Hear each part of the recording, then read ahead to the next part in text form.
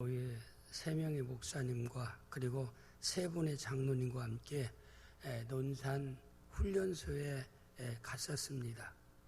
또 혹시나 우리 백장로님도 그랬어요. 우리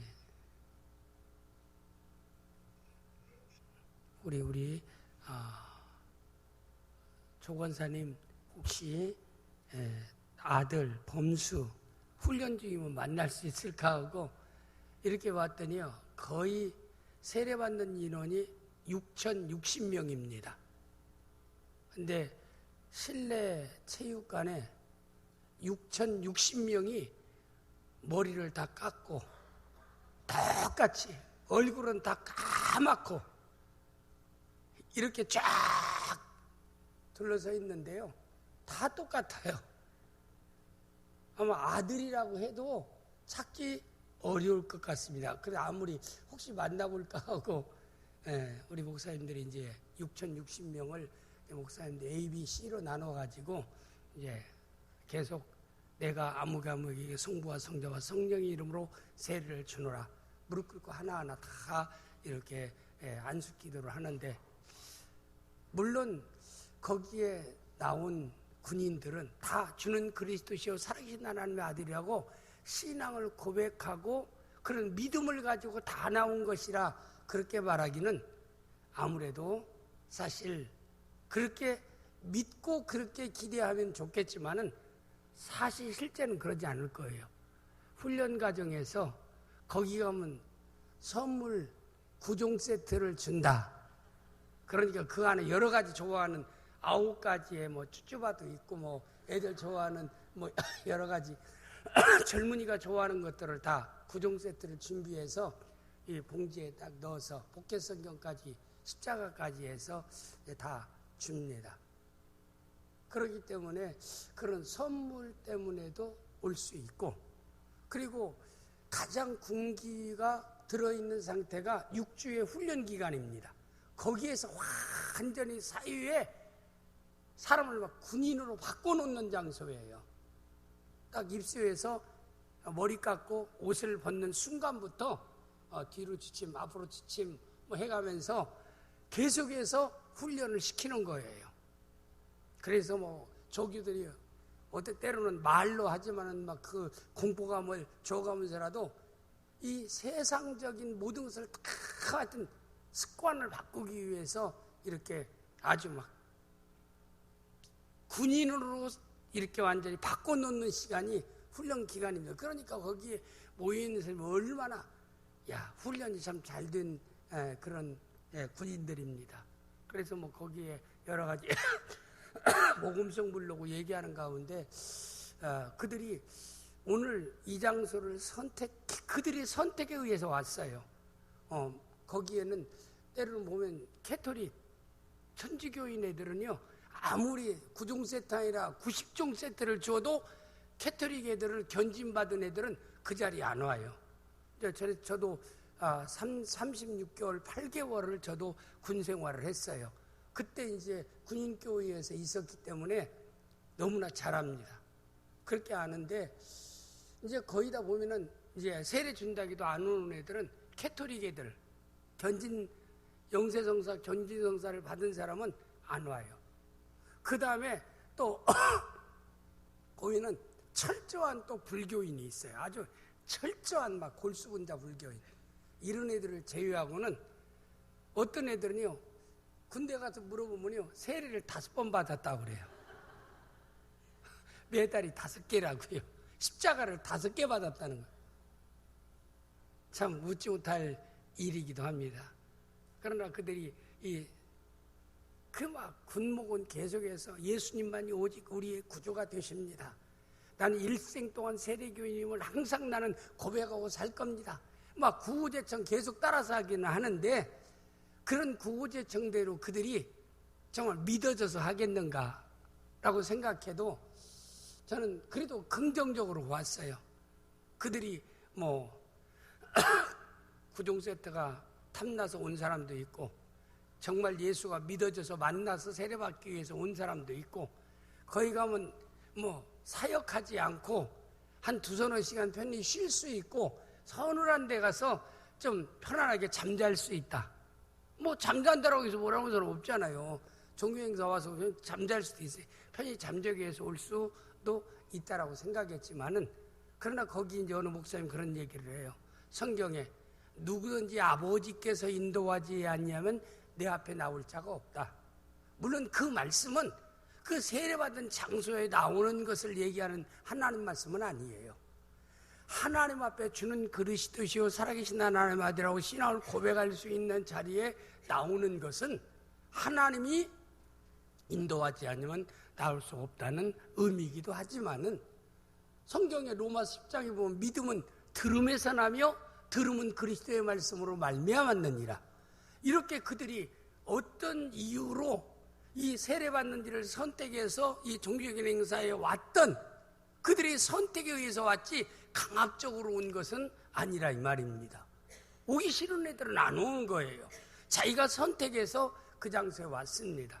그런데 아닌 게 아니라 참 볼 때 그래도 저희들이 세례받은 사람의 11조만 예수를 믿어도 606명입니다.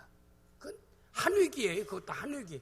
6주간 한위기 가운데 6,060명이 세례받는다고 생각해요. 그렇게 다 예수 믿는다고 지금 보니까 거기 논산훈련소 소장이 저기입니다. 이 온누리교회 안수집사예요.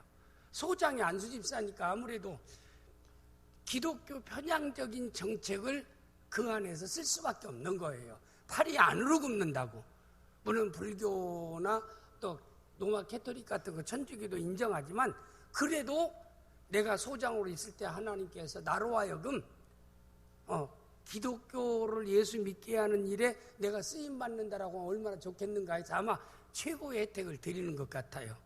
옛날이나 지금이나 군대라는 것은 계급 사회입니다. 위에 부대장이나 사단장이나 연대장이나 대대장이나 중대장이 신실한 그리스도인이면은 아무래도 그 이하에 있는 장병들은 신앙생활하기가 편하고 예수 믿기가 좋고 종교행활을 자유롭게 하다 보니까 아무래도 복음을 들을 수 있는 기회가 많고, 듣다 보니까 예수를 영접할 수 있는 좋은 결과도 오게 될 줄을 믿습니다. 그래서 나는 그걸 보자. 그래도 한국의 이 젊은이들이 참 이렇게 군대에서 세례받으면은, 그래도 지난 주일학기 때나 이런 때 한두 번 교회 나갔거나 사귀는 그 아가씨가 예수 잘 믿는 사람이라 하면은 틀림없이 세례받고 십자가를 그걸 어디 가서 나는 세례받은 사람이라고 자랑할 수도 있다라고 생각합니다. 그래서 저는 일단 긍정적으로 보면서 참 오늘 6,060명의 선택은 하나님 보실 때 잘한 선택이다 라고 하는 것을 저는 생각하면서 어제 끝나고 목사님과 서울에 올라오게 되었습니다. 그래서 왜 오늘 이런 얘기하면, 이 선택에 대한 것도 오늘 사울을 왕으로 선택하신 하나님, 선택에 대한 내용이 나오기 때문에 생각나서 여러분에게 말씀을 드리는 겁니다. 우리가 믿는 하나님은 인격적이신 하나님이십니다. 우리의 인격을 존중하십니다. 우리 인간을 기계처럼 만들지 않고 인간에게 자유의지를 주었어요. 선택에 이런 그 기회를 주시고 선택할 수 있도록 우리 인격을 존중하시는 하나님이시다라고 하는 것을 성경 여러 곳에서 우리에게 말씀하고 있어요. 예를 두 가지만 든다면은 창세기 2장 16절 17절 말씀 내용에 보면은 아담과 하와에게 하나님 말씀, 에덴 동산에서 모든 걸 다 완벽하게 인간이 최고의 행복한 삶을 살아갈 수 있는 환경과 조건을 100% 완전히 하나님이 준비해서 만들어 놓고 그들에게 하나님이 말씀하십니다. 여호와 하나님이 그 사람에게 명하여 이르되 동산각국 나무 열면 내가 임으로 먹되, 임으로는 네가 선택해서 먹고 안 먹는 것은 네 임으로 먹을 수 있다. 그러나 선악을 알게 하는 나무 열매는 먹지 말라. 내가 먹는 날은 반드시 죽으리라 하시니라. 그러니까 하나님께서 인간에게 좀 뭔가 부족한 것을 만들어 놓고 그 부족한 것을 가지고 어둠에서 원수마귀가 그걸 파고든다라고 하면 미혹당하고 유혹당할 수도 있어요. 왜? 인간이 나약하지만. 그러나 에덴 동산에 만들어진 아담과 하에게는 부족한 것이 없어요. 피조물로서는 완벽하게 만들어놨어요. 환경과 조건 모든 것을. 그런데도 원수 마귀는 완벽하게 완전하게 행복한 삶을 살아갈 수 있도록 만든 아담과 하에게 가까이에서 내가 하나님이 될 수 있다. 그건 피조물이 조물주, 창조자가 될 수는 없는 거지 않아요. 아무리 세상에 인간이 만들어진 자가 만든 분과 같을 수는 결코 없는 것이라 이 말입니다. 그렇지 않아요? 그런데 원수 마귀는 너도 창조하신 하나님처럼 될 수 있다. 하나님이 왜 선악과를 따먹지 말라고 한 줄 아느냐? 내가 눈이 밝아서 하나님과 같이 될 것을 하나님께서 마음의 심중에 두고 너로 하여금 선악과를 따먹지 말라고 하는 것이다. 그리고 너 따먹어도 안 죽어. 하나님이 말씀한 것은 그건 진실이 아니야. 그 말을 듣고 난 아담과 하와는 결국은 어떻게 했어요? 인간이 이제 모든 죄는 욕심이 잉태한즉 죄를 낳고 죄가 장사한즉 사망을 낳느니라. 욕심이 문제예요. 욕심이 문제라 이 말입니다. 인간으로서 욕심 부릴 것이 에덴 동산에서는 하나도 없어요. 그런데 그가 욕심은 뭐예요? 하나님 된다는 그런 마귀의 유혹을 받아서 야, 내가 선악과 따면 하나님 될 수 있어? 내가 하나님 될까 봐서 하나님께서 선악과를 따먹지 말라고 한 거 아니야. 내가 선택해서 따먹은다도 하나님처럼 될 수 있어. 될 수 없는데도 될 수 있다라고 얘기합니다. 하나님께서는 이미 아담과 하에게 그의 인격을 존중해서 자유의지를 줬어요. 선악과를 따먹지 말라는 말은 따먹을 수 있는 자유도 있고 그리고 그걸 거부할 수 있는 자유도 아담에게는 있다 이 말이에요. 이 하나님이 자유의지를 인간에게 주셨다는 것을 우리는 항상 마음속에 담고 살아야 돼요. 하나님이 기계처럼 인간을 만들지 않았다는 사실을 우리는 우리 마음에 담아야 된다 이 말입니다. 그런데 마귀가 결국에는 그리고 또 하나님을 거짓말장이라고 해요. 하나님은 선악과를 따먹는 날은 내가 너에게 너 인격을 존중해서 선택의 자유를 주지만 선택에 대한 책임은 네가 지어야 된다. 그러지 않아요. 인격적인 하나님은 내가 한 일에 대한 책임은 내가 져야 되는 게 아니에요. 그게 인격적으로 대우하는 겁니다. 그러면 그가 잘못한 것까지도 그에게 책임을 묻지 않는다. 그건 공의롭지 못한 거예요. 그렇지 않아요? 많은 사람들은 다른 사람이 잘못한 것에 대해서는 용서하지 않아요. 가차없이 자기 잘못에 대해서는 합리화시키고 핑계대는 것이 인간의 본성이기도 합니다. 인류의 대표는 아담이 그랬잖아요. 자기가 선택은 아담이 잘못한 거예요. 자기가 최종 선택은 자기가 했어요. 선악과를 따먹었어요. 하나님이 와서 따먹음을 통해서 두려움이 왔고 수치 부끄러움이 왔어요. 죄는 두려움과 공포와 부끄러움을 가져오는 죄의 특성입니다. 죄의 결과예요. 죄는 우리에게 평안을 안 줍니다. 기쁨을 안 줍니다. 우리에게 부끄러움과 두려움과 근심과 염려, 공포, 불안 이런 것들이 죄의 결과이기도 합니다. 그런데 하나님이 찾아와서 아담과 하에게 선을 할 때 찾아와서 야, 내가 너에게 선악과 따먹지 말라고 했는데 왜 어찌해서 그렇게 네가 따먹었느냐? 이건 죄를 지적하기 위한 것보다는 그 회개와 하나님께 돌아올 수 있는 기회를 아담에게 하나님이 주신 것입니다. 그럴 때 하나님 내가 정말 잘못했습니다. 나에게 선택의 자유를 주셨을 때 제가 그걸 마귀 유혹을 받아서 해왔던 잘못했습니다. 용서해야 되는데 모든 책임을 누구에게 돌려요? 하와에게 돌리는 거예요. 하나님 제가 잘못한 거 없어요. 하나는 왜 내 갈비뼈 하나 빼가지고 여자를 만들어가고 그 여자가 나를 와서 옆구리 쿡쿡 찔리면서 그걸 따먹으라고 말씀하도록 하나님이 유혹하도록 내버려뒀습니까? 책임은 누구예요? 하와를 만든 당신 하나님께 있나이다. 야, 이건 억지지 않아요? 여러분 생각할 때 뭐라고 생각하십니까? 이 아담과 같은 종류가요, 이 땅에 우리 주위 가운데 많이 있어요. 참 세상 살다 보면 대인관계 하다 보면 참 안타까운 사람들이 굉장히 많지 않아요. 다른 사람이 한 일은 불륜, 내가 한 것은 로맨스. 이게 이런 개 같은 경우가 어디 있어요? 죄송합니다. 이건 아니라 이 말입니다. 불륜이면 불륜, 로맨스면 로맨스. 그래야지 않아요? 전 오후에는 좀 자유롭게 설교는 하는데요. 여러분, 우리 자신을 한 돌아보면 알아요. 선택의 자유의지가 있으면 결국엔 책임도 나에게 있다는 사실을 항상 우리는 자각하고 살아야 돼요. 그뿐만 아니라 신명기 11장 26절 말씀 내용에 보면은 하나님 모세를 통해서 여리고성을 점령하게 합니다. 그리고 난 뒤에 하나님께서 여호수아를 통해서 이스라엘 백성들에게 선포해요. 11장 26절 시작. 내가 오늘 복과 저주를 너희 앞에 두나니. 하나님께서는 우리에게 언제나 마찬가지, 오늘도 마찬가지예요. 가나안에 하나님의 은혜로 들어갔던 그들, 영적인 그리스도 안에, 가나안된 영적 그리스도 안에 들어온 여러분과 저 다 동일해요. 그리스도 안에 새로운 피조물 된 여러분과 저 동일해요. 예수 안에서 우리의 삶은 가나안의 삶의 출발입니다. 가나안은 영원한 천국을 의미하기도 하지만 그리스도 안에 들어온 삶을 상징적으로 의미하기도 한다 이 말입니다. 하나님께서 여러분과 저에게 오늘 또 말씀해요. 내가 오늘, 항상 하나님은 오늘, 우리 그리스도인들에게 시제 가운데 오늘이 참 중요해요. 과거는 돌이킬 수 없습니다.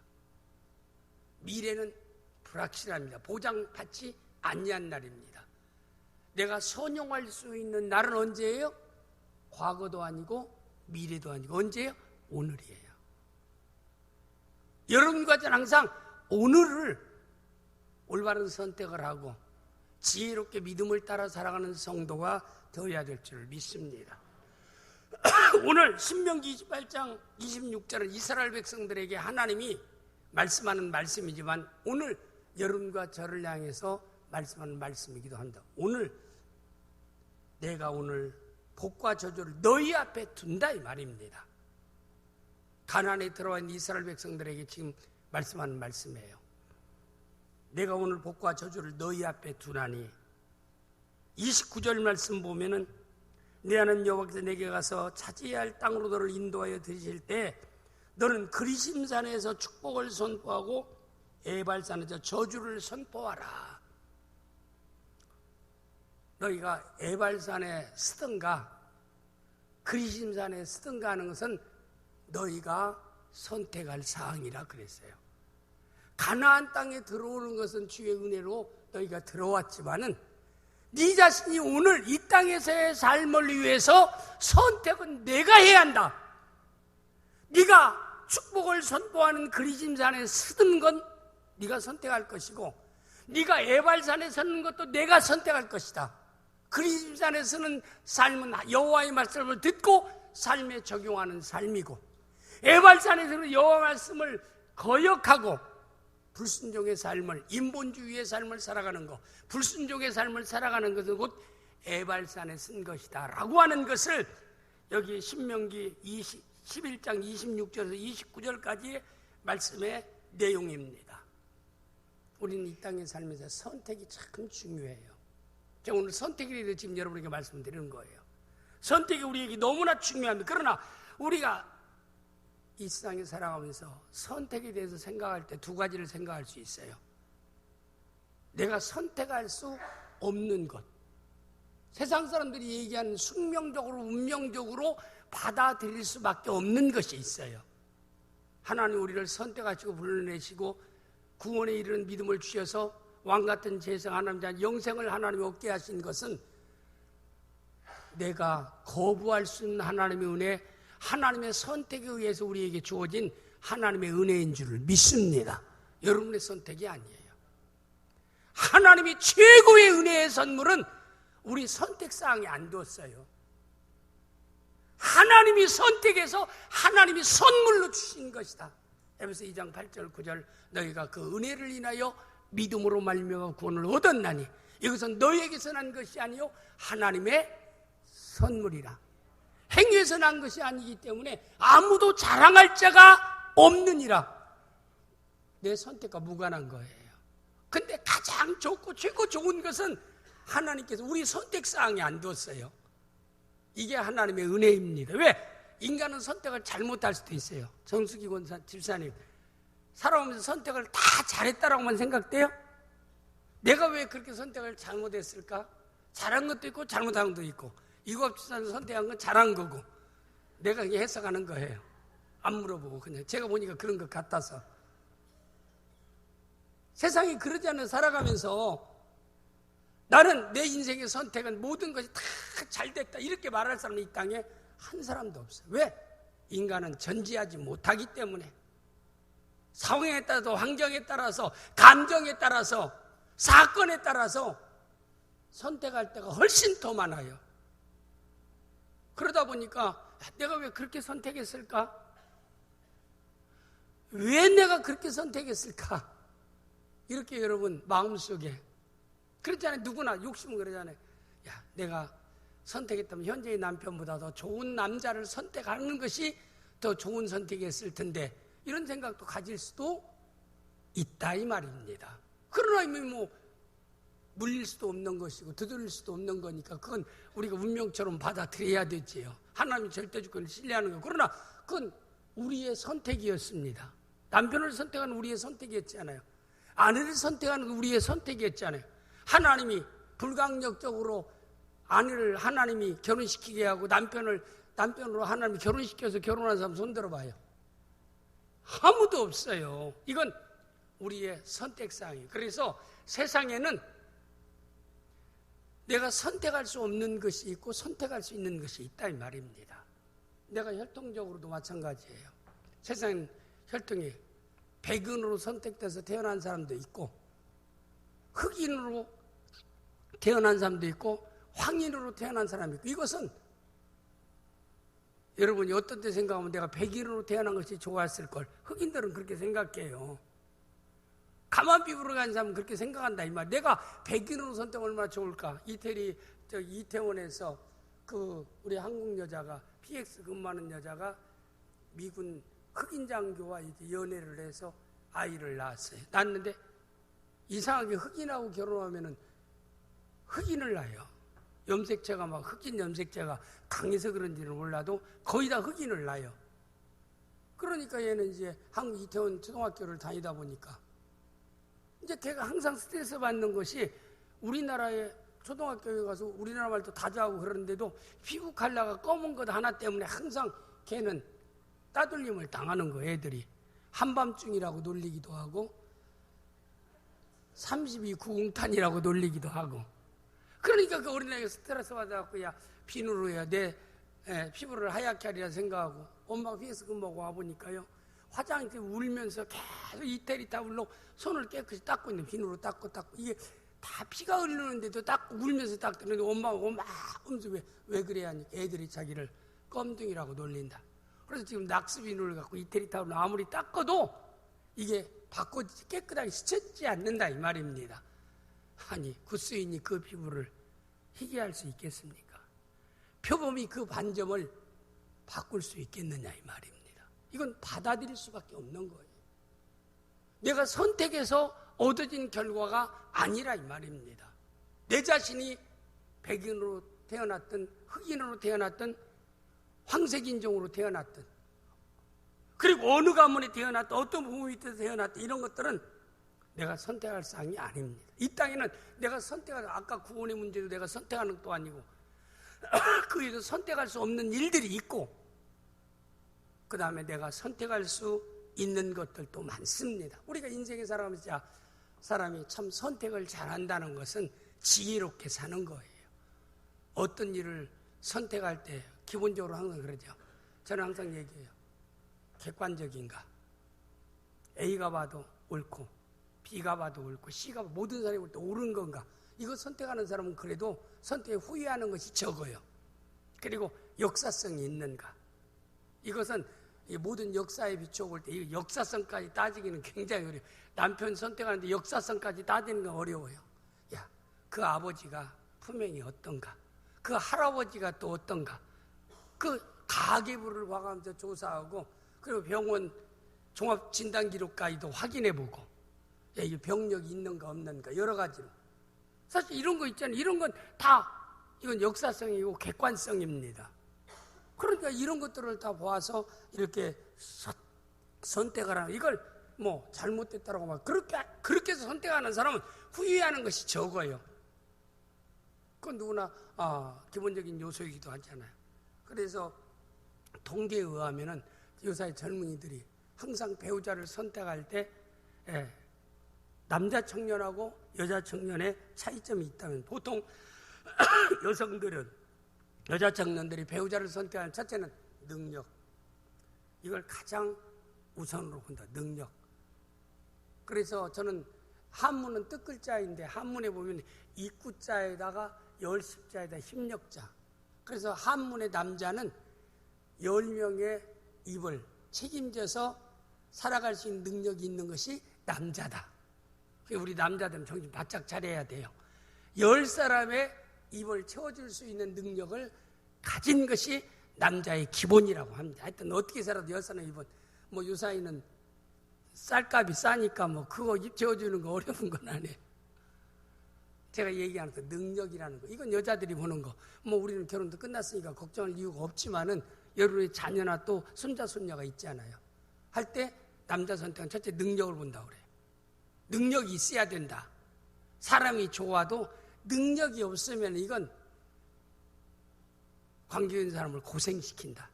그 다음에 두 번째는 성격을 본다. 성격. 두 번째 성격. 능력 다음에 성격. 그 다음에 세 번째는 외모를 본다라고 합니다. 그리고 남자가 보는 관점은. 근데 또 남자가 여자를 보는 관점은 첫째는 뭘 볼까요? 외모. 남자는 일단 첫째 외모를 본대요. 그래 남자들이 조금 좀 지혜롭지를 못해요. 이쁜 건 3년이면요 똑같아져요. 별거 아니에요. 저는 경험자니까 압니다. 모든 사람들도 그런 얘기 다 해요.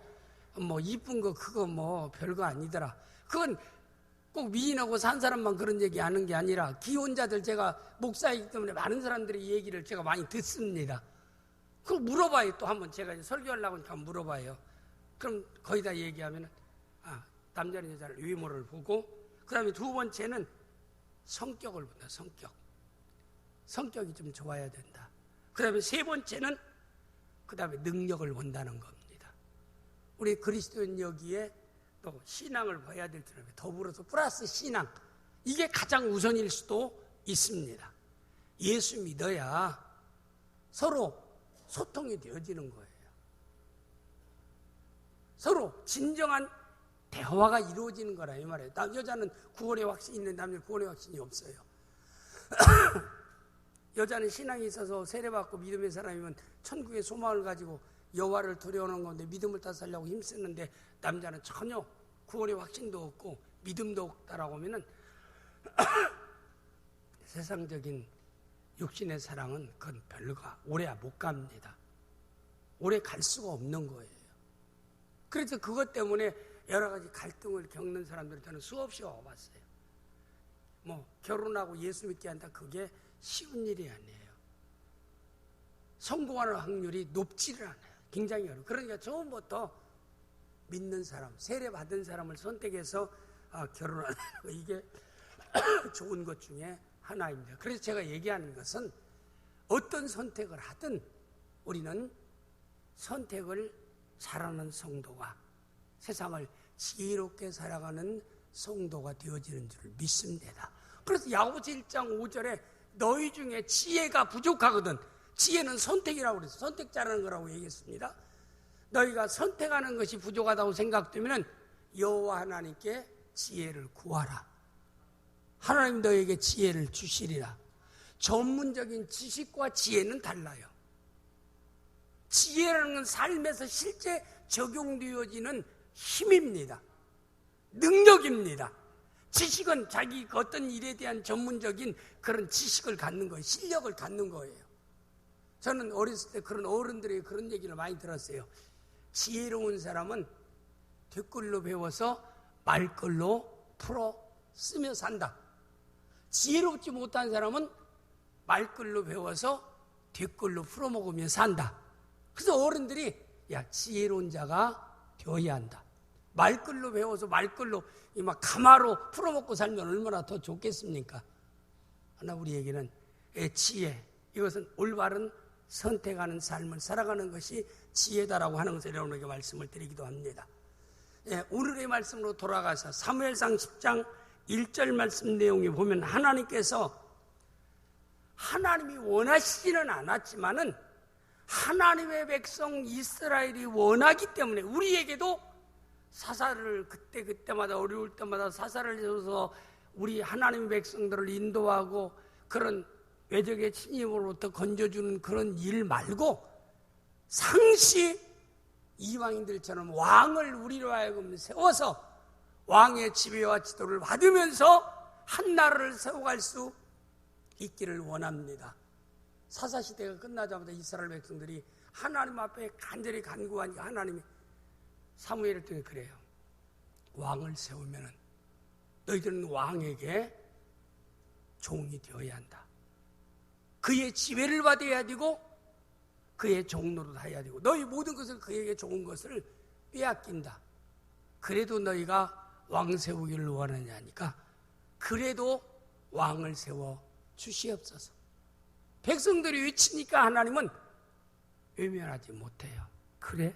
그러면 너는 베냐민 지파의 기스의 아들인 사울이라고 하는 기스란 유력한 이스라엘 백성 중에 베냐민 지파 중에 하나인 기스라는 사람의 아들 사울이라는 사람을 세워서 기름 부어 왕을 세우라.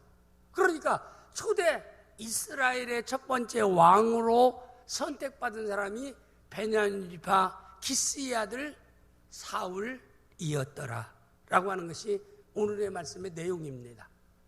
그래서 하나님은 그래요. 여러분과 제가 하나님이 원해서만 우리에게 모든 걸 주는 게 아니라 내가 원하고 자꾸 기도하고 원하면요 하나님께서 내 원하는 것을 하나님 주셔요. 그러니까 할 수 있으면 여러분과 저는 지혜롭게 하나님께 기도하는 성도들이 되어질 수 있기를 바랍니다.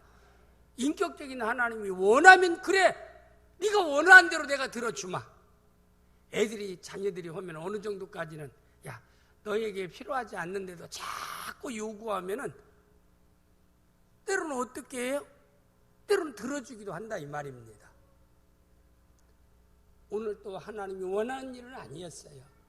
그래도 이스라엘 백성들이 간절히 사모하고 원했기 때문에 사무엘을 통해서 베냐민 지파의 기스의 아들 사울을 이스라엘의 초대 왕으로 세워 그에게 기름 부어 왕으로 세우라. 하나님의 명령을 받고 하나님이 선택한 사람 기스의 아들 사울은 백성들이 추천한 사람이 아니에요. 하나님께서 정한 사람입니다. 하나님이 선택한 사람이에요.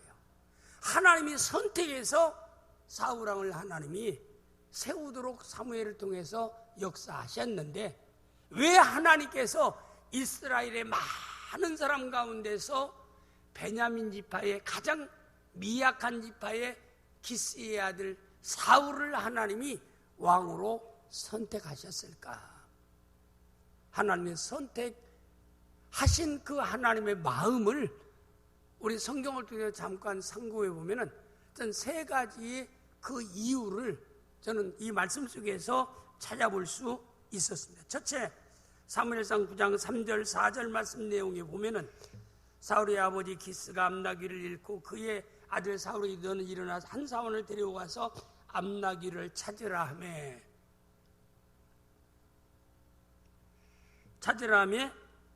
그가 에브라임 산지와 살리사 땅으로 두루 다녀보았으나 찾지 못하고 사알림 땅으로 두루 다녀보았으나 그도 없었고 베냐민 사람의 땅으로 두루 다니며 찾은지라. 이 내용 가운데 우리가 보면은 어떤 말이 나오냐면은 사울은 하나님께 왕으로 선택받은 사울을 살펴보면 그는 적극적 순종의 사람이었다라고 하는 점입니다. 아버지가 그에게 야 암나귀 한 마리를 잃어버렸는데 너는 너의 종하고 같이 그 나귀를 찾아오라고 얘기하니까 아버지의 말씀을 듣고 그가 찾으러 암나귀를 찾기 위해서 찾아갔습니다. 에브라임 산지를 다 찾아가도 찾지 못했어요. 그럼 웬만하면 아버지, 내가 에브라임 산지를 다 다녀봤지만 찾지 못하고 왔나이다 하고 돌아갈 수도 있어요.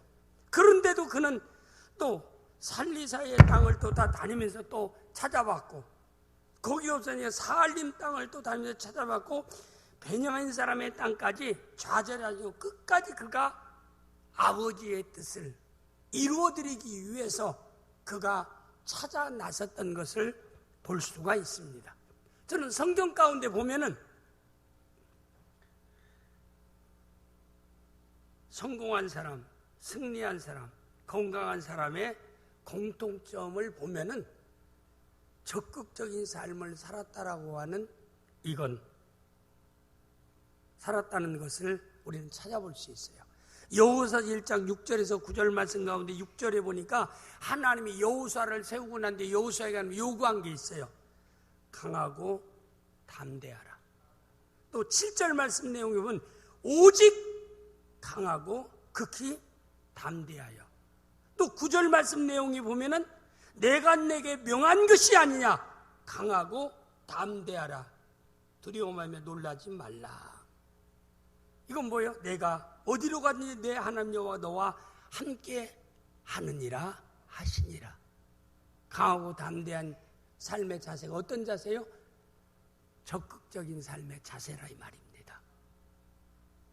우리가 성경 가운데나 또 일반 역사나 기독교 역사나 모든 역사 가운데 성공한 사람, 승리한 사람의 공통점은 적극적인 사람이었다는 겁니다. 이 적극적인 삶은 어떤 측면에서 얘기하면은 긍정적인 삶, 적극적인 삶은요, 믿음의 삶과 일맥상통한다라고 하는 것을 우리에게 보여주고 있습니다. 또한 실제적으로 우리 장모님 김신혜 권사님이 98세를 사셨어요. 근데 이 98세를 사시는 우리 권사님은 그때까지 무병했어요. 세상 떠나기 조금 전에 이 뇌신경 때문에 치매기가 있었다는 걸 제외하고는요, 그렇게 건강할 수가 없었어요. 정말 건강했어요. 한 번도 뭐 위나 장이나 뭐 오장육부 때문에 병원 간 적이 없어요. 그리고 항상 앉으면 무릎 꿇고 앉아요. 평상시에 앉는 습관이. 그럼 우리가 관절적으로 가장 무릎 꿇고 앉는 것이 관절 손상에 아주 뭐 치명적인 요소잖아요. 우리 무릎 꿇는 거. 그리고 양반다리 하는 것도 또 관절에 도움이 안 된다라고 얘기합니다. 그런데 정말 우리 권사님의, 장모님 권사님의 무릎은 낙타무릎처럼 항상 무릎 꿇고 일생을 살아서 관절염으로 다리를 못 써야 되는데도 그렇게 잘 걸어 다니고요, 그렇게 건강할 수가 없어요. 98세까지 오래 장수하는 것도 그렇지만은 건강하게 장수한다는 거, 저는 믿는 성도에게 복이 되는 줄을 믿습니다. 그런데 우리 권사님의 특성은 항상 걱정이 없이 사는 사람이에요. 걱정거리가 없어서가 아니라 하나님이 잘 해결해 주실 거야. 믿고 기도하고 찬송하고 항상 웃고 항상 언제나 긍정적인 말을 해요. 그래서 장모님하고 얘기하면 걱정이 없어요. 그건 뭘까요? 적극적인 삶의 자세를 가지고 살기 때문에, 긍정적인 삶의 자세를 가지고 살기 때문에 그런 것이다. 그것도 믿음 안에서입니다. 그래서 저는 건강하게 살기 위해서는 어떤 일에 우리가 적극적인 삶, 긍정적인 삶을 사는 것, 낙관적인 삶을 사는 것, 믿음 때문에 여호와 하나님 너와 함께 하신다라고 하는 그 하나님 말씀을 붙잡고 나는 낙관적인 삶을 사는 겁니다. 긍정적인 삶을 사는 겁니다. 적극적인 삶을 살아가는 겁니다. 그 사람 되면 안 된다는 게 하나도 없어. 다 된다는 거예요. 아니, 된다는 사람이 무슨 일을 해내지, 못한다는 사람, 안 되는 사람이 해내는 거 보았어요? 어떤 일에 대해서 사실 정신적인 요소가 굉장히 중요하지 않아요. 정신적인 요소는 긍정적이고 적극적인 요소지 부정적인 요소를 가지고 안 된다, 못한다, 이런 사람은 어느 일도 해내지 못하는 것입니다. 정신적으로 이미 놓아버리면은 내 육신도 따라가지를 못하는 거예요. IBC 형무소에서도 보면 많은 유태인들이 갇혀서 죽어가는데도 끝까지 살아난 사람들은 나는 살 수 있다, 살아난다 했던 사람은 살아났어요. 우리는 죽는다, 절망이다 한 사람은 감옥에 다 죽고 말았어요. 그래서 통계적으로 볼 때도 언제나 마찬가지다. 역경을 극복하고 성공의 결과, 승리의 결과를 가져오는 사람은 긍정적, 믿음 안에서 적극적이고 긍정적이고 낙관적인 삶을 살았던 사람입니다. 우리 온 성도들도 우리가 이 사울처럼 어떤 일이나 그냥 포기하지 않고 좌절하지 않고 나는 반드시 찾으리라 생각하면서 최선을 다하는 이 적극적이고 긍정적인 삶을 본받는 귀한 성도들이 되어질 수 있기를 주님의 이름으로 축복합니다. 그 다음에 두 번째는 9장 3절 4절 말씀 보면은 사울은 아버지 마음을 헤아리는 효행의 사람이었어요.